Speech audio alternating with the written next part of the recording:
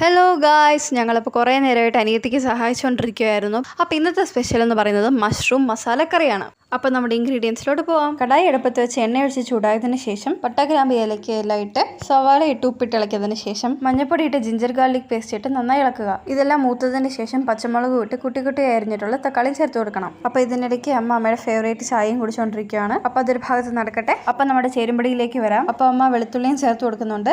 അതോടൊപ്പം തന്നെ മുളക് പൊടി, ഗരം മസാല, ചണ മസാലയും ചേർത്ത് കൊടുത്ത് നന്നായി ഇളക്കുന്നുണ്ട്. നല്ല അടിപൊളി ടേസ്റ്റ് കറിയാണ് ഗൈസ്. അപ്പോൾ എല്ലാവരും ട്രൈ ചെയ്ത് നോക്കണം. നോൺ കഴിക്കാത്തവർ മഷ്റൂം കൊണ്ട് ഇങ്ങനെയൊന്ന് വെച്ച് നോക്കുക. നല്ല ടേസ്റ്റാണ്. എണ്ണയെല്ലാം തെളിഞ്ഞ് വന്നിട്ടുണ്ട്. ഇനി മഷ്റൂം ചേർത്ത് കൊടുക്കണം. ഇനി മഷ്റൂം ചേർത്ത് മൂടി വയ്ക്കുക. ഓൾറെഡി മഷ്റൂമിന് വെള്ളമുണ്ട്. ഇനി ആവശ്യമുള്ള ചൂടുവെള്ളം ഒഴിച്ചു കൊടുക്കുക. ഫൈനലി കുറച്ച് കസ്തൂരി മേത്തിയും ഞെരടിയിട്ട് കൊടുക്കുക. കസ്തൂരി മേത്തി ഇല്ലെങ്കിൽ ഉലുവ പൗഡർ ഒരു പൊടിക്ക് ചേർത്ത് കൊടുക്കുക. ഉപ്പും പുളിയും എരിവും ബാലൻസ് ചെയ്യാൻ വേണ്ടിയിട്ട് ഇത്തിരി പഞ്ചാരയും ചേർത്ത് കൊടുക്കാം. അതിനുശേഷം ഒരു സ്പൂൺ നെയ്യും ചേർത്ത് ഇളക്കി വാങ്ങി വെക്കുക. അപ്പോൾ ഗൈസ്, നമ്മുടെ അടിപൊളി മഷ്റൂം കറി റെഡി.